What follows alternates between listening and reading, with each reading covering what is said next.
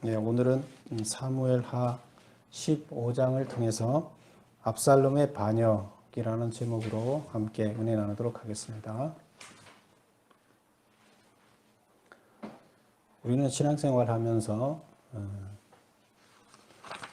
우리가 하나님을 중심으로 잘 섬겨야 되는데, 때에 따라서는 하나님을 섬긴다기보다 나를 위해서 하나님을 이용하는 경우가 참 많습니다. 나도 모르게, 우리도 모르게 은연중에 그렇게 합니다. 왜 그럴까요? 하나님이 우리 중심이기보다 내 생각이 내 중심에 있기 때문에 그래요. 하나님이 중심이면 나를 하나님께 드리는데, 반대로 하나님이 중심이 아니라 내가 중심이다 보니까 내가 더 중요하잖아요. 그러니까 내 뜻을 이루기 위해서 하나님을 사용하는 거예요. 그런데 우리는 그러고도 잘못인지 잘 몰라요. 근데 이게 우리한테 가장 큰 문제입니다. 하나님께서는 그것을 하나님을 경홀히 여긴다. 하나님을 만홀히 여긴다. 하나님을 우습게 여긴다는 거죠. 그래서 그런 것을 아주 싫어합니다. 그래서 우리는 하나님은 그렇게 경홀히 여김을 받을 분이 아니세요. 그래서 우리는 하나님을 두려워하면서 우리의 욕심을 채우기 위해서 하나님을 이용하는 이런 일을 하지 말아야 됩니다. 오늘 본문에 15장에 나오는 이 본문에도 보면 오늘 15장에서 하나님을 이용해서 그들의 정치적 목적을 달성하는 이런 일들이 일어나고 있습니다. 그래서 오늘은 이 본문을 통해 보면서 얼마나 또 여기서 우리 인간들에 의해서 하나님이 경홀히 여김을 받았는지 회개하는 시간이 되기를 바랍니다. 자, 그러면 우리 1절을 보겠습니다. 그 후에 압살롬이 자기를 위하여 병거와 말들을 준비하고 호위병 50명을 그 앞에 세우니라. 그래서 그 후다 이렇게 얘기를 해서 또 그 후 이렇게 하면 앞에와 연관이 있다 이런 얘기죠. 그 앞에서 무슨 일이 있었죠? 14장에 우리 제목이 뭐였어요? 지난주에 우리 제목이 뭐였죠? 기억이 나요?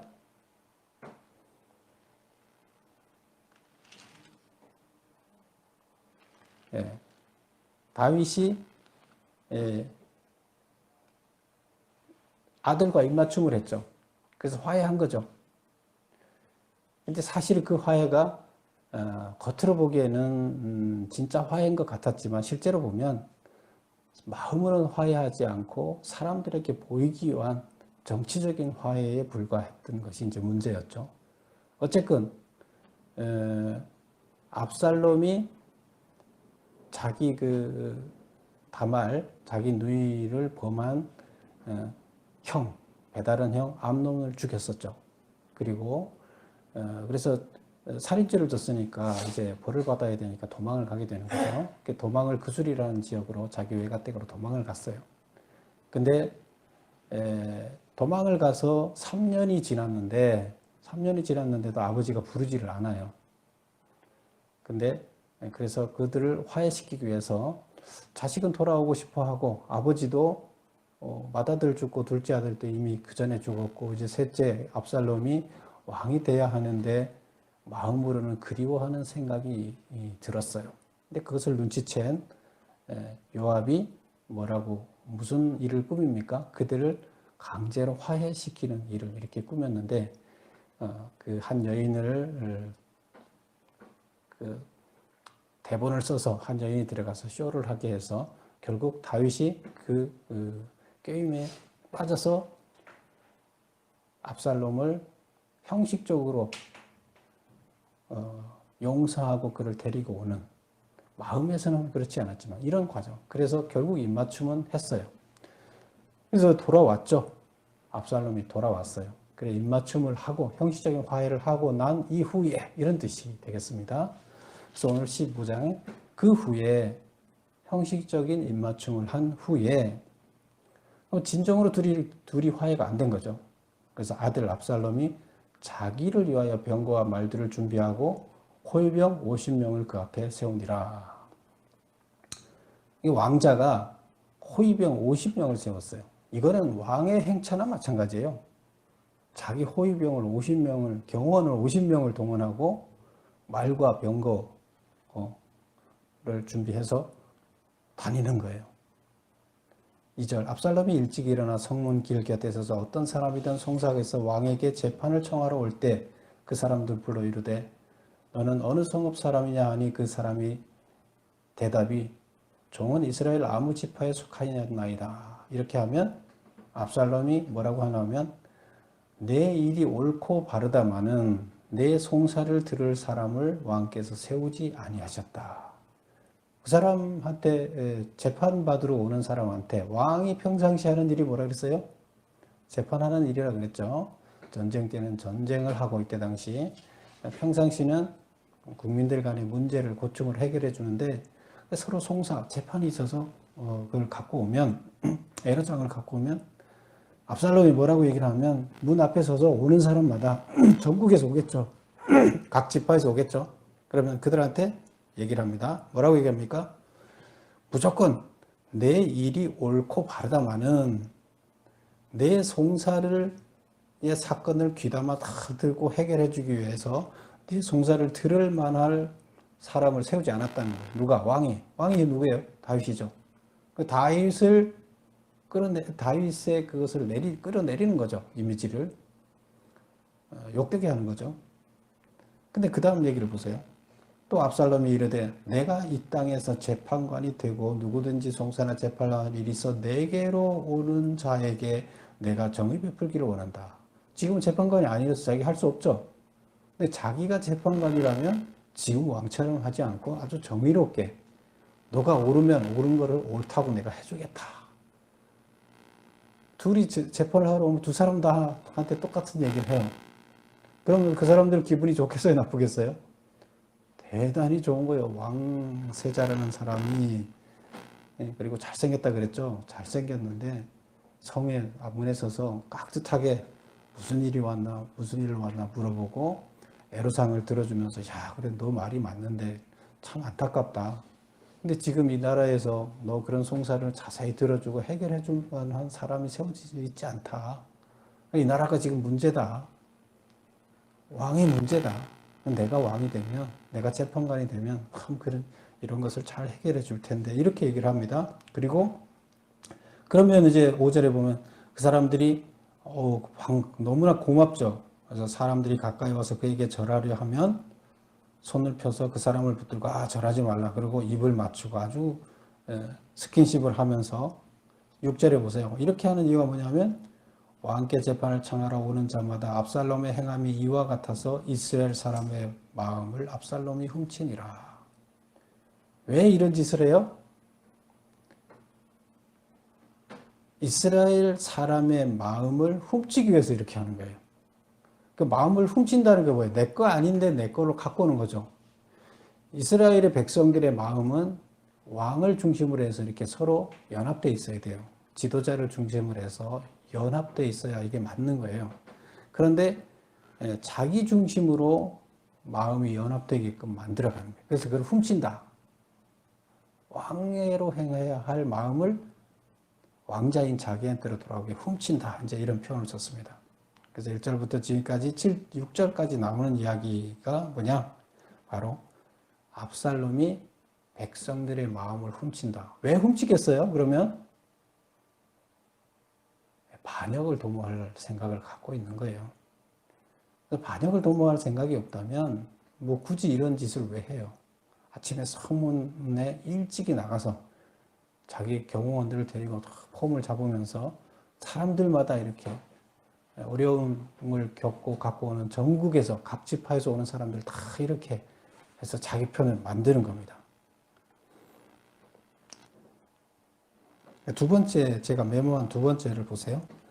압살롬의 반역 과정은 어떻게 진행되었는가. 그래서 지금 마음을 먼저 훔쳐서 자기 편의 사람들을 많이 만들어 놓습니다. 그리고 이제 7절부터 12절까지 나오는 이야기는 반역을 실제로 일으키는 이야기가 나옵니다. 그러면서 압살롬의 반역 과정은 어땠느냐.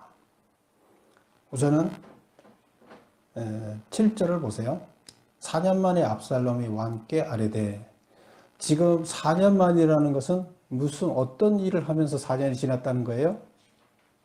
마음을 훔치는 작업을 4년 동안 이렇게 꾸준히 했다는 거예요. 그러고 나서 4년 만에 이제 실행에 들어가는 거죠. 근데 실행에 들어가기 위해서 뭘 하냐 하면 왕께 서원한 것이 있사오니 내가 헤브론에 가서 그 서원을 이루게 하소서. 이때 당시 서원이라는 것은 하나님께 어떤 서원을 하게 되면 반드시 지켜야 됐어요. 하나님, 하나님이 저한테 이렇게 은혜를 베풀어 주셨으니까 제가 하나님한테 뭐 이런 서원을 뭘 하겠다고 서원을 약속을 하게 되면 그 서원을 반드시 지켜라 하는 게 이제 율법서에 나와 있습니다. 그래서 자기가 그다음 보면 8절에 당신의 종이 아람 그술에 있을 때 서원하기를 만일 여호와께서 반드시 나를 예루살렘으로 돌아가게 하면 내가 여호와를 섬기겠다 이렇게 했습니다. 그러니까 제가 헤브론에 가서 서원제를 지내야 될 것 같습니다. 그러니까 보내주십시오. 그러니까 왕은 어떤 생각을 했겠어요? 이 자식이 믿음도 없는 것 같았는데 오늘날 갑자기 서원했다 그러고 가서 3년가 있었죠. 그술에 3년 동안 가서 있다 보니까 철들었나 보다. 믿음도 생겼나 보다. 이렇게 얘기하고 생각하고 9절에 보면 그럼 평안히 가라. 잘 갔다 와라. 하니 그가 일어나서 헤브론으로 갔어요. 근데 10절 보면 압살롬이 정탐을 이스라엘 모든 지파 가운데 두루 보내 이르기를. 그래서 실제로 서원을 했을까요? 안 했을까요? 서원을 안 했겠죠. 서원을 안 했는데 서원했다고 그러고 서원제를 지내러 간다고 하면서 반역을 독려하러 왕이 되러 가는 거예요. 왕의 대관식을 하러 헤브론으로 가는 거예요. 그럼 왜 헤브론으로 가요? 예루살렘에서 하면 되지. 예루살렘에 왕이 있는데 예루살렘에 쿠데타를 하면 되지. 왜 헤브론으로 가요? 헤브론은 어떤 곳이에요? 헤브론은 원래 유다 지파의 도시죠. 유다 지파의 수도죠. 그래서 처음에 다윗이 유다 지파의 왕이 됐었죠. 그랬다가 나중에 이스라엘 전체 지파의 왕이 되면서 헤브론에서 전체 지파의 그 장로들이 와서 왕으로 추대를 해서 도읍지를 다시 수도를 예루살렘으로 옮긴 거예요. 그래서 예루살렘으로 옮겨서 모든 12지파의 수도를 예루살렘으로 삼게 됐는데 왕이 됐던 곳은 헤브론이에요. 그리고 믿음의 조상 아브라함, 이삭, 야곱이 다 묻혀있는 그 땅이 헤브론이에요. 그래서 거기는 역사적으로 하나님의 잊어버린 약속을 그 땅에 가면 회복하는 그런 지역이에요. 그래서 그런 의미 있는 지역인데 거기 가서 왕이 되겠다. 아버지도 거기서 왕이 됐고, 그러니까 나도 거기 가서 왕이 되겠다. 이제 이런 생각이 들어 있는 거죠. 그래서 서원제를 드리러 간다 하면서 많은 사람들을 그리로 데리고 갑니다. 10절 보면 정탐을 이스라엘 모든 지파 가운데 두루 보내. 가기 전에 이미 무슨 작업을 해놨나 하면 이스라엘 각 지파에게 정탐꾼을 보냈어요. 그 정탐꾼이 무슨 일을 할지는 아직 나오지 않았지만 정탐꾼을 다 보내요. 그 다음에 보세요. 근데 그가 뭘 하나 하면 나팔 소리를 듣거든 압살롬이 헤브론에서 왕이 되었다. 이렇게 소리 지르라는 거예요. 다 알리라는 거예요. 전 지파에 그것을 다 정탐꾼을 보냈어요. 그리고 나팔 소리가 나거든. 헤브론에서 나팔을 불면 전국에 다 들리나요? 다 들리진 않겠죠. 그렇다 그러면 헤브론에서 다음 지역까지 나팔 소리가 들릴 만한 지역에 또 나팔 소리 세워놨겠죠. 또 다음 지역으로 나팔. 그래서 이스라엘 땅 전체가 강원도보다 조금 더 크다 그랬어요. 그래서 이 나팔 소리가 굉장히 멀리 가는데 나팔 소리가 끊기지 않게끔 전달되게끔 하는 나팔수들을 계속 이렇게 연결해서 심어놨겠죠. 그래서 우리나라 뭐 옛날에 봉화 이런 거 울리듯이 그 신호 체계가 있는데 그것을 이용해서 나팔이 전국에 울리게끔, 헤브론에서 나팔을 울리면 전국으로 가게끔 이렇게 시스템을 만들어 놓고, 그 다음에 그 나팔이 울리면 나팔 소리는 멀리 가지만 사람의 소리는 멀리 안 가잖아요. 그러면 정탐꾼을, 나팔 소리를 들으면 그 마을이 있는 곳마다 정탐꾼을 심어놔서 그들이 뭘 해요? 가라는 거예요. 도시마다 정탐꾼들이 들어가서 가만히 있다가 나팔 소리가 들리면 헤브론에서 압살롬이 왕이 됐다는 것을 전국에 동시에 다 알리라는 거예요. 그래서 이것이 전략이에요. 근데 11절을 보면 이때 청함을 받은 200명이 압살롬과 함께 예루살렘에서도 헤브론으로 내려갔으니 그들은 압살롬이 꾸민 모든 일을 알지 못하고 그저 따라가기만 한 사람들이라.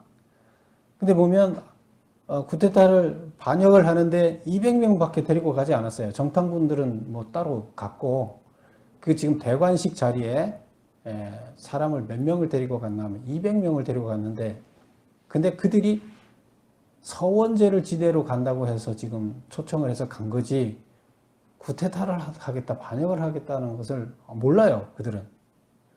그래서 자기의 친복이 될 만한 사람, 자기하고 친분이 있는 사람들한테 연락을 해서 앞으로 자기가 내각을 꾸미고 자기의 신복을 만들 만한 사람들을 불렀죠. 그런데 그들한테 얘기를 안 했어요. 반역한다고. 반역한다고 하면 아마 참석을 하지 않을 수도 있어요. 워낙 다윗이 강력한 왕이었기 때문에 괜히 거기 갔다가 자기 다칠까봐 안 갈 수 있어요. 그런데 예배 드리러 간다, 서원제를 드리러 간다 하고 200명을 힘 있는 사람을 초청하고 왕도 허락을 했어요. 그러니까 아주 공개적으로 공식적으로 그냥 떳떳하게 간 거예요. 그래서 11절 보면 이렇게 해놨습니다. 청함을 받은 200명이 압살롬과 함께 예루살렘에서도 헤브론으로 내려갔으니 그들은 압살롬이 꾸민 그 모든 일을 알지 못하고 그저 따라가기만 한 사람이라. 그런데 따라갔는데 압살롬이 왕이 됐습니다 하고 선포를 했으면, 예배드리고 나서 그걸 선포하면 어떻게 돼요? 그 선포 자리에 200명이 있었죠. 그럼 그들은 뭐가 돼요? 공범인 거예요. 누가 봐도 공범이에요. 빠져나갈 구멍이 없어요. 자기는 몰랐지만, 몰랐다고 하면 그 변명밖에 안 되는 거예요. 압살롬이 아주 어때요? 야비한 이게 머리를 써서 그렇게 200명을 다 코를 껴서 자기 편을 들 수밖에 없게끔, 역적이 될 수밖에 없는 자리, 그래서 자기 편을 들어줘야만 되게끔 만들어서 꾸몄어요.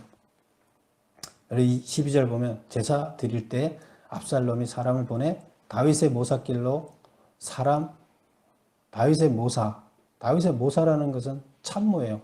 참모인데 책사라 그러죠. 우리나라에서는 뭐 옛날에 그 대하드라마 같은 데 보면 책사 이렇게 돼요. 제갈공명 뭐 이런 사람, 장군이 있고 그 장군을 이기게 해주는 전략가예요. 근데 다윗의 전략가로 유명한 사람이 누구냐? 아히도벨이에요. 근데 다윗의 모사, 책사, 길로에 사는 사람 아히도벨. 그의 성읍 길로에서 청하여 온지라. 누가? 압살롬이 다윗의 모사를 지금 초청을 해서 예배 드리는 사이에 오라고 지금 초청을 해서 왔어요. 그런데 그 다음 보면 청하여 온지라. 반역하는 일이 커가매 압살롬에게 돌아오는 백성이 많아졌다. 압살롬이 왕이 됐다는 소문이 전국에 다 퍼졌죠. 그리고 다윗의 책사를 자기 편으로 초청을 했는데 왔어요. 그럼 또 소문 내겠죠. 소리 질러서 소문 내겠죠. 다윗의 책사였던 아히도벨도 지금 압살롬의 책사가 됐다 하고 이제 소문을 내겠죠. 그러니까 많은 사람들이 일로 몰려와요. 그럼 도대체 아히도벨이 뭔데 이렇게 많은 사람들이 몰려올까요? 아히도벨이 뭐길래? 아히도벨은 17장에 가서 보면 무슨 얘기가 있냐면 다윗이나 압살롬이냐 아히도벨이 하는 말은 곧 하나님이 하는 말처럼 여겼다. 그 전략이 얼마나 뛰어난지 그가 세운 전략은 하나님의 말처럼 여겼다는 거예요.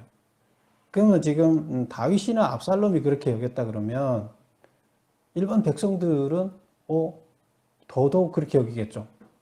그러면 누가 이제는 앞으로 이긴다? 다윗하고 압살롬하고 사이에 책사가 글로 갔다?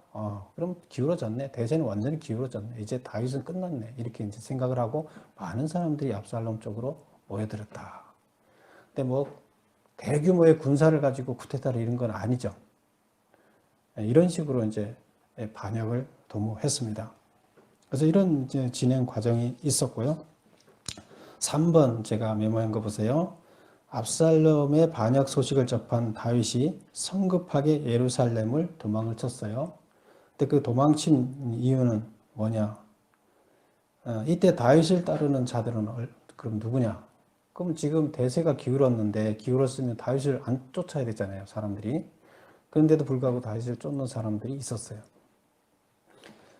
그러면 그 이야기는 이제 13절부터 23절까지 쭉 이제 진행된 이야기입니다. 그래서 13절을 보세요. 전령이 다윗에게 와서 말하되 이스라엘의 인심이 다 압살롬에게로 돌아갔나이다 한지라. 이제 왕이 됐다는 소문이 이미 다 퍼졌겠죠. 다윗도 알고 있겠죠. 소리 질러서 다 알렸으니까.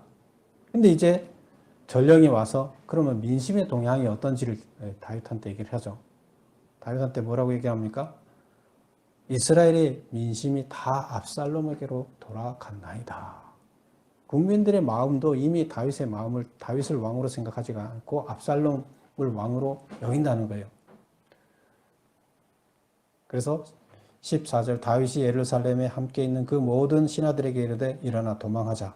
그렇지 아니하면 우리 중 한 사람도 압살롬에게서 피하지 못하리라.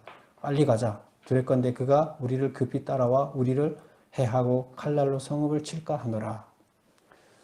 사실 다윗은 전쟁에서 잔뼈가 굵은 평생 동안 전쟁을 해왔던 장수예요. 그리고 그 밑에는 한 명이 수백 명을 죽일 수 있는 그 자기 휘하의 장수들이 37명이나 있어요. 그러면 그들만 가서 싸우더라도 지금 200명 그거 아무것도 아니에요. 그렇죠? 200명이 군인도 아니에요. 그런데 왜 다윗은 정면 싸움을 택하지 않고 도망을 갔을까요? 그리고 지금 예루살렘에 지금 하고 헤브론하고 거리는 꽤 돼요. 헤브론에 지금 있고 예루살렘에는 그들이 있지도 않아요. 근데 민심이 다 그쪽으로 행했으니까 사람들이 모여서 어차피 이제 다윗을 죽이려고 오겠죠. 그러나 시간이 좀 걸리겠죠. 근데 다윗은 지금 황급히 도망을 가게 됩니다. 왜 도망갈까요? 제가 메모하는 걸 보세요. 3번에 가로 1번 압살롬이 칼날로 다윗 일행과 성읍을 해할까봐 이렇게 그 메모가 되어 있죠. 이것은 뭐냐 하면 동족 간의 피 흘림과 예루살렘 성의 훼손을 방지하고자. 동족 간의 피 흘림, 다윗이 사실 칼로 아들 반역군과 싸운다 그러면 다윗이 이길 수밖에 없어요. 무력으로는. 그런데 다윗은 칼로 아들하고 지금 싸울 생각을 안 합니다. 동족 간에 피 흘리는 거잖아요. 그래서 그 피해서 도망을 가는 겁니다. 그리고 거기 보면 그 14절에 일어나 도망하자. 그렇지 않으면 우리 한 사람도 압살롬에게서 피하지 못하리라. 죽는 걸 싫어하는 거예요. 그 다음 빨리 가자. 두렵건대 그가 우리를 급히 따라와서 우리를 해하고 우리라는 건 이제 그 성읍에 있는 백성들을 얘기하는 거죠. 칼날로 성읍을 칠까 하노라. 성읍을 망가뜨리는 것도 싫은 거예요. 왜? 예루살렘 성을 아름답게 만들어 놨거든요. 돈을 어마어마하게 투자해서 지금 다윗성이라고도 하는 이 예루살렘 성을 잘 만들어 놨거든요. 그리고 성전은 아직 짓지 않았지만 다윗 그 성 자체를 그 왕 궁전도 어마어마하게 잘 지어놨거든요. 근데 그게 망가지는 것, 혼신의 힘을 다해서 그걸 만들어냈어요. 그리고 거기에 이제 성전도 지을 생각을 갖고 있어요. 근데 하나님이 짓지 말라 그래서 지금 성전을 아직 짓지 못하고 있지만 지금 이런 노력해서 만들어 놓은 거가 거기서 동족 간에 전쟁을 하게 되면 다 망가지는 게 두려워서 피한 거예요. 그리고 이제 벳베르학, 벳베르학이라는 말이 나오죠.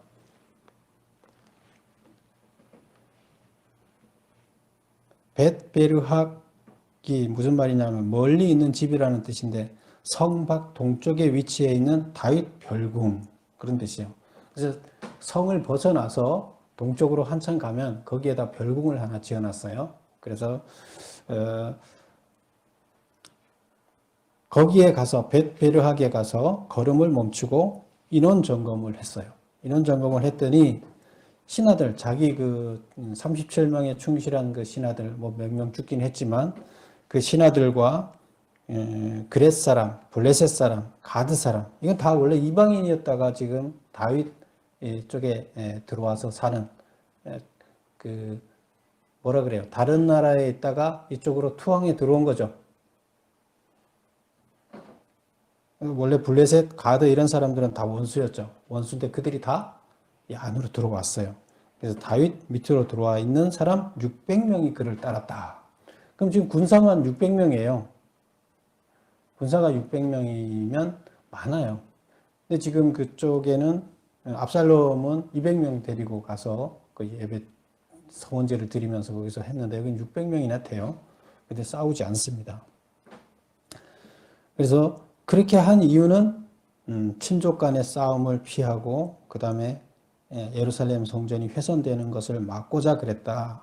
그리고 따르는 자들은 여기 보면 600명이나 됐다.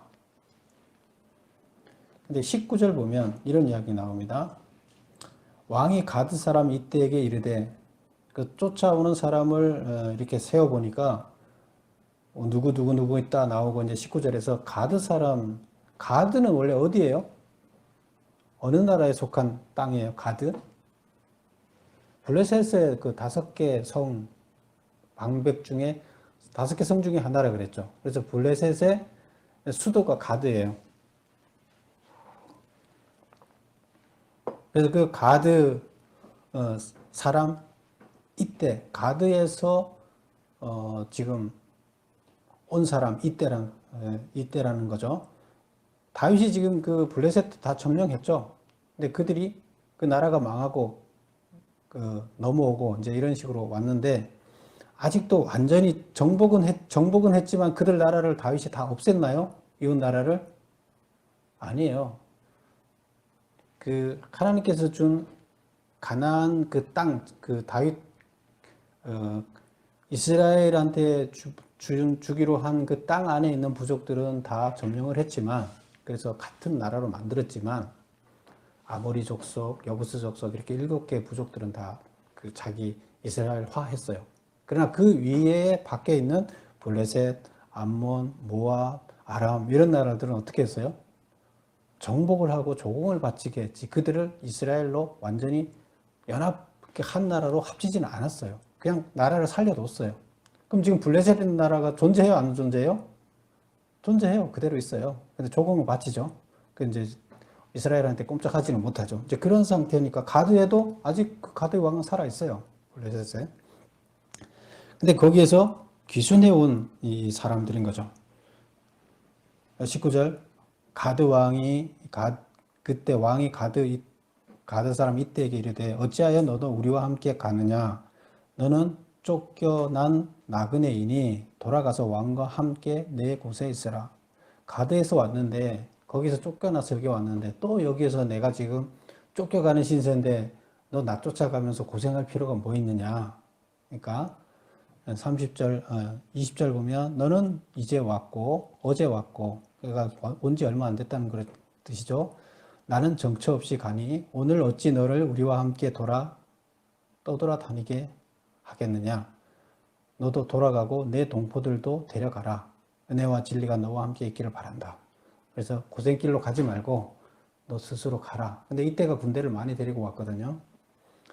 그런데 이때가 뭐라 대답하면 이때가 대답하되 여호와의 살아계심과 내 주 왕의 살아계심으로 맹세하옵나니 진실로 내 주 왕께서 어느 곳에 계시든지 사나 죽으나 종도 그곳에 있겠나이다. 나 죽어도 그냥 당신 따라가겠습니다. 당신이 지금 왕에서 쫓겨나고 죽는다 해도 제가 같이 가겠습니다. 그렇게 얘기를 합니다. 22절 다윗이 이때에게 이르되 앞서 건너가라. 도망을 갈 때 앞서 건너가라 함에 가드 사람 이때와 그의 수행자들과 그와 함께한 아이들이 다 건너가고 그 다음에 23절 온 땅 사람이 큰 소리로 울며 모든 백성이 앞서 건너가매 왕도 기드론 시내를 건너간 모든 백성이 광야길로 향하니라. 자, 도망갈 때 다른 사람, 이방 사람들을 먼저 보내고 쫓아온 사람, 아이들 보내고 백성들 다 보내고 다윗이 맨 마지막에 도망을 갑니다. 사실 왕이 제일 빨리 도망가야죠. 도망간다는 건 뒤에서 저기 쫓아올 수 있는 거니까 강을 건너가요. 요단강을 건너서 지금 이스라엘 땅을 벗어나려고 하는 거예요. 그런데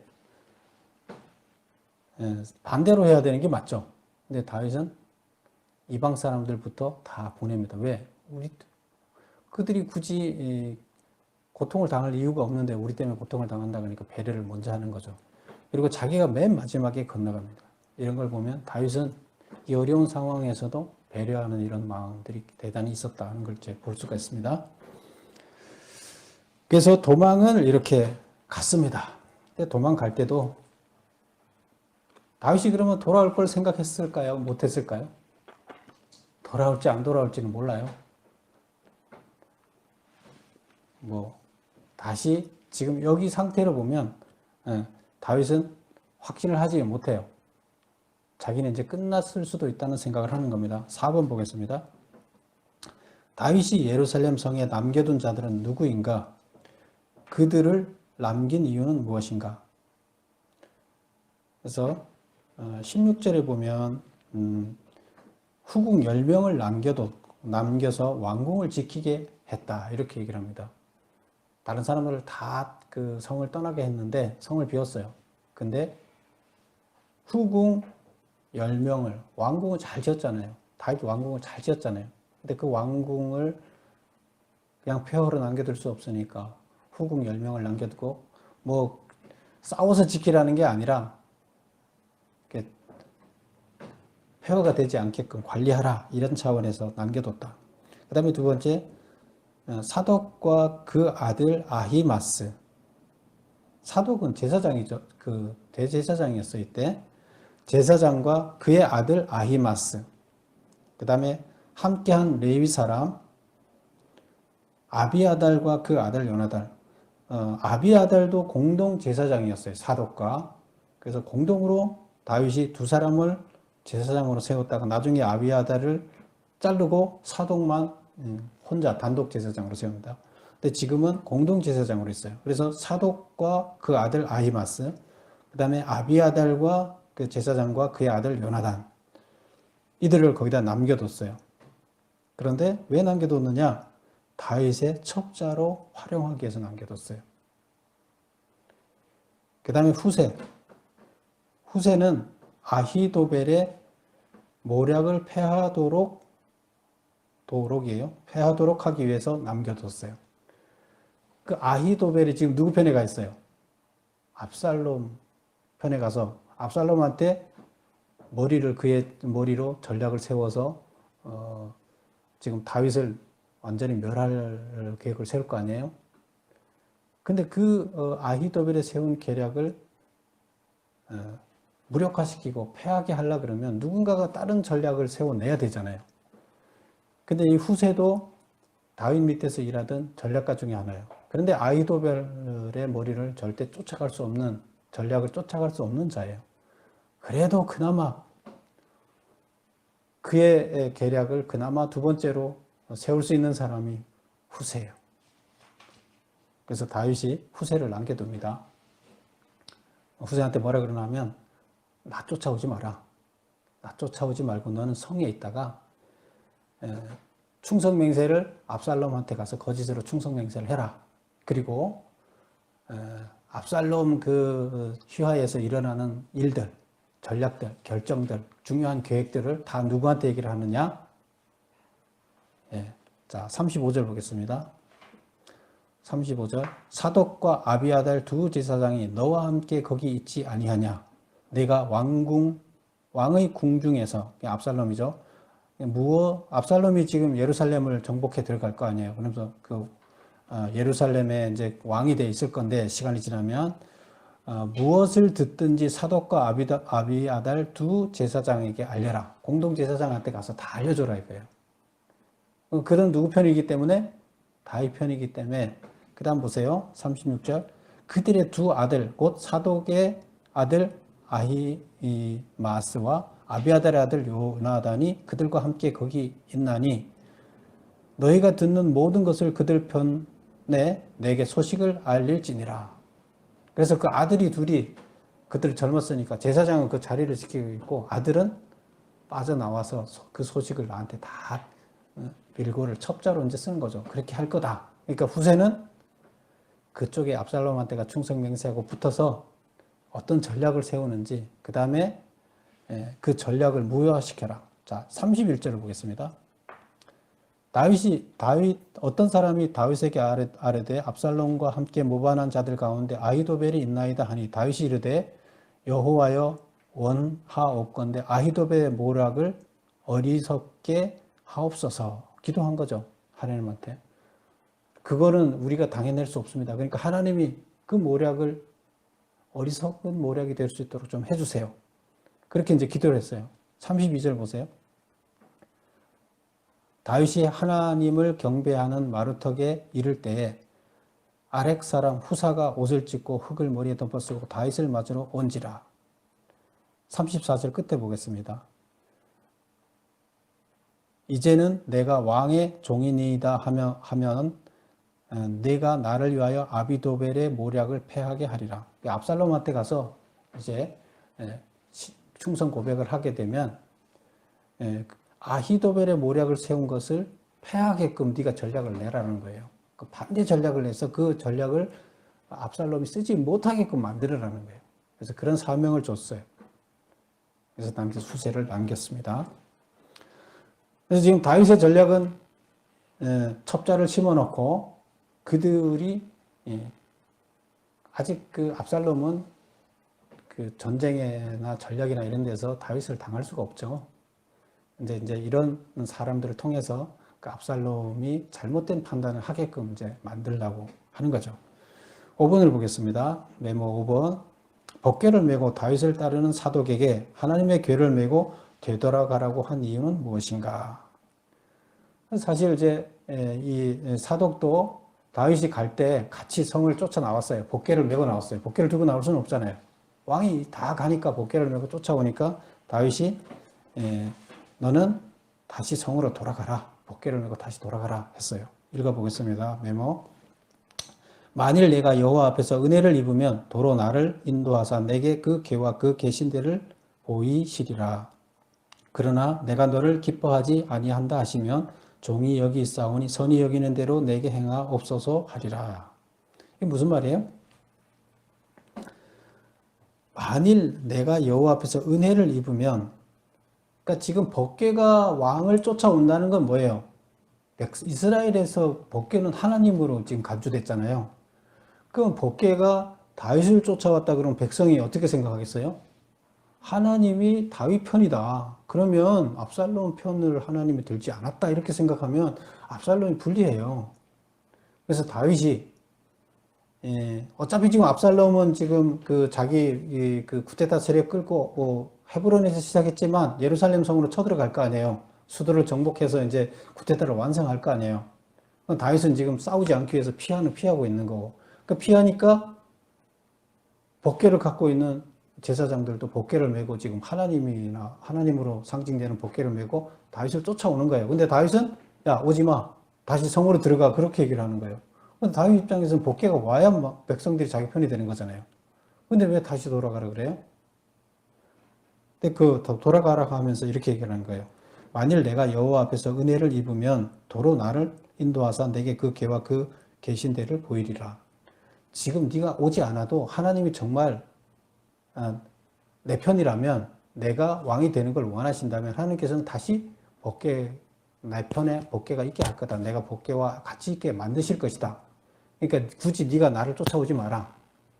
그전에는 전쟁할 때 복귀를 갖고 앞으로 모시고 다녔죠. 그런데 지금 다윗의 지금 상태는 어때요? 오히려 더 신앙적이 됐죠. 하나님 뜻이 정말 그렇다 그러면 나를 있게 할 거고, 그 다음 또 말도 또 중요해요. 그러나 내가 너를 기뻐하지 아니한다면, 하나님이 나를 왕이 되는 거 기뻐하지 아니한다 하면 종이 여기사오니 선이 여기는 대로 내게 행하옵소서. 그럼 나는 그냥 왕 자리 그만두겠습니다. 이거예요. 하나님이 원하면 하나님이 복귀가 나랑 같이 있게 할 것이다. 그러니까 너는 그냥 가라. 복귀를 이용하는 거예요? 안 이용하는 거예요? 이용하지 않습니다. 그래서 자신을 위해 하나님을 이용하지 않고 하나님의 뜻을 따르겠다고 이렇게 표현을 합니다. 이런 거 보면 기존보다 다윗은 지금 어떻게 이 위기 상황에서도 신앙이 어느 정도 있다. 근데 한 가지는 그래요. 근데 6번을 보겠습니다. 광야 나루터란 어떤 곳인가? 그 말은 어디를 보나 하면 28절을 보세요. 너희에게서 내게 알리는 소식이 올 때까지, 제사장들 얘기하는 거예요. 두 제사장한테서 내게 알리는 소식이 올 때까지 내가 강나루터에 있겠다. 요단강을 건너면 가나안 땅 사실상 벗어나는 거예요. 그래서 압살롬이 쫓아온다 하더라도 강을 건너면 군사들이 건너기 힘들잖아요. 그래서 이제 도망을 가려고 하면 강을 건너서 요단강을 건너서 도망을 가는데, 강을 건너야 될지 말아야 될지 딱 그 나룻가에 기다리고 있다가 너희 소식을 오는 걸 봐서 내가 건널지 안 건널지를 결정하겠다 이 얘기예요. 그래서 여기서 강나루터란 어떤 곳인가? 다윗은 그곳에서 사독이 보내준 소식에 따라 어떻게 움직일 예정인가? 요단강과 사해가 만나는 지점으로 여차하면 요단강을 건너 먼 곳으로 도망칠 수 있는 곳이다. 예루살렘으로부터 보고에 따라 도망가야 할지를 결정하려고 한다. 그래서 이제 위험합니다. 그러니까 얼른 쫓아갑니다. 당신을 죽이려 쫓아갑니다. 그러면 건너가고, 안 그러면 내가 건너가지 않겠다. 이제 이렇게 하는, 이제 그래서 소식을 기다리겠다는 겁니다. 7번 보겠습니다. 백성들의 마음이 다윗으로부터 멀어지게 된 원인은, 사실 다윗은 대단히 그 나라의 유명한 사람이잖아요. 지금 이웃 나라를 다 정복하고 자기를 괴롭히던 이스라엘을 괴롭히던 나라들을 다 정복한 강력한 왕이에요. 그런데도 불구하고 그래서 백성들이 환호를 했잖아요. 그런데도 불구하고 지금 왜 갑자기 아무리 압살롬이 그들의 마음을 산다 하더라도 갑자기 그렇게 백성들의 마음이 돌아섰을까요? 메모 보겠습니다. 다윗의 잦은 정복 전쟁과 예루살렘 성 건축에 따른 부역으로 인해 백성들의 고충이 커졌기 때문이다. 성을 건축한다는 건 대단히 어려운 거예요. 어마어마한 성을 건축했어요. 그래서 부역을 다 삼은 거죠. 백성들이 고생 많이 했죠. 전쟁을 하게 되면, 정복 전쟁을 하면 집에 가 농사 지으려고 그러면 야, 다 모여. 집에 가족들하고 좀 있으려고 그러면 다 모여. 이게 지금 몇 년이에요? 어마어마한 기간이 걸린 거예요. 그러면 다 지금 힘들어요, 안 힘들어요? 엄청나게 힘든 거예요.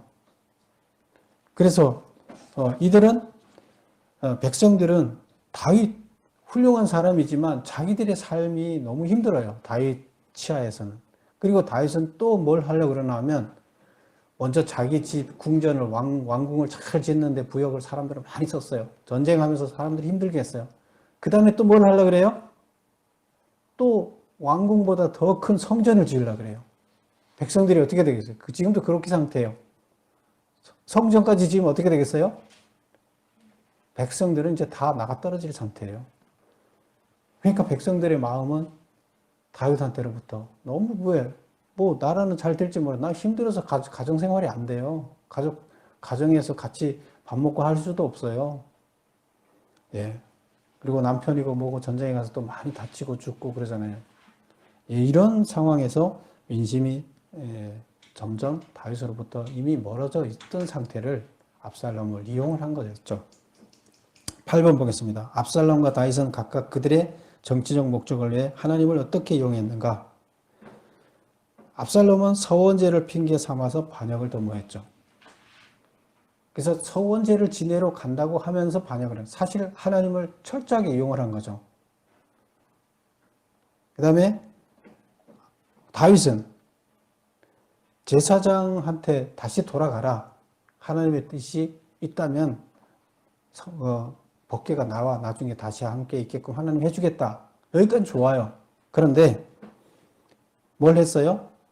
그들을 첩자로 만들어서 자기한테 자기 첩보로 이용하게 했잖아요. 그러면 돌아가라고 한 게 정말로 하나님 뜻이 그래서 돌아가라고 한 건지 아니면 첩자로 심어놓기 위해서. 다른 사람은 첩자로 심기 힘들어요. 근데 제사장들은 첩자 노릇을 잘 안 할 사람으로 누가 봐도 보이잖아요. 누구 편도 안 들 공평한 사람으로 보이잖아요.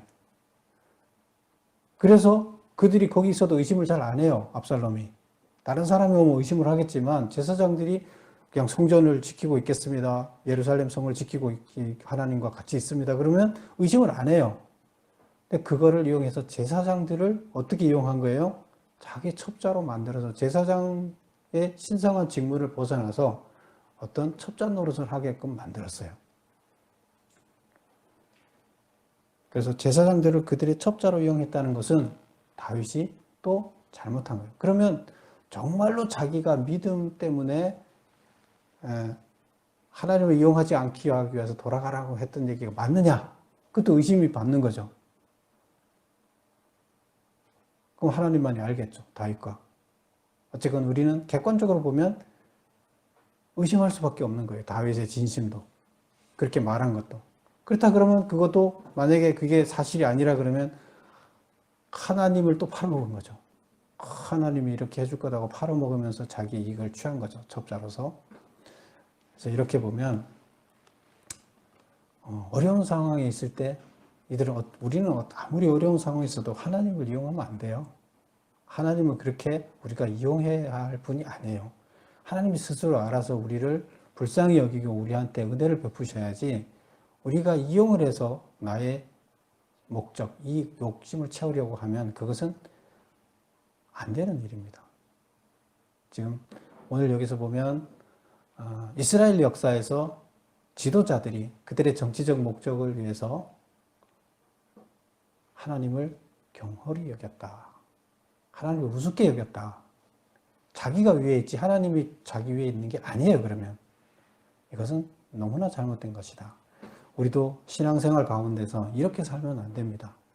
우리 현재 삶의 문제를 해결하기 위해서 하나님을 이용한다는 것은 잘못된 겁니다. 하나님은 그 자체로서 존재 자체로서 존중받아야 할 분이고 경배받아야 할 분입니다. 그런 여러분이 다 되시기를 축원합니다. 기도하겠습니다. 아버지 하나님,